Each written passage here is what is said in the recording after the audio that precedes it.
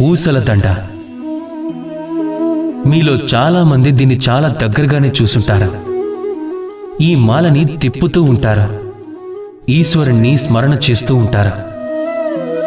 ఇక వెళ్ళిపోయే ప్రతి పూసతో పాటు ఒక పుణ్యాన్ని ఆర్జిస్తూ ఉంటారు. అంటే ఇది అందరికీ ఇలానే జరుగుతూ ఉంటుందా? లేదు. మీరు ఇది కూడా చూసే ఉంటారు. చాలా మంది ప్రజలు సంవత్సరాలుగా ఈ మాలను తిప్పుతూ ఉంటారు, అయినా కూడా ఏమీ జరగదు. అదే క్రోధం, అదే అహంకారం, అదే కోరిక, అదే బాధ, ఇవన్నీ ఎలా ఉన్నాయో అలానే ఉంటాయి. అప్పుడు మీ పూర్తి శ్రమంతా వృధాయే కదా. మీరెప్పుడైనా ఆలోచించారా అలా ఎందుకు జరుగుతుందో? అలా ఎందుకు జరుగుతుంది అంటే మాలలోని పూసలను తిప్పుతూ తిప్పుతూ చాలామంది చెప్పాలంటే ఒక మనసు ప్రతిధ్వనిని మర్చిపోతూ ఉంటారు. అదే మనసు యొక్క భావం.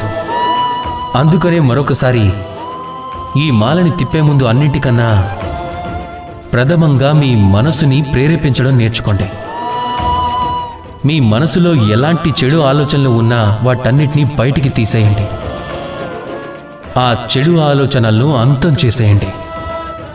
అప్పుడే మీకు శాంతి కలుగుతుంది, అప్పుడే సంతృప్తి దొరుకుతుంది, అప్పుడే పొందుతారు ప్రేమని. రాధాకృష్ణ.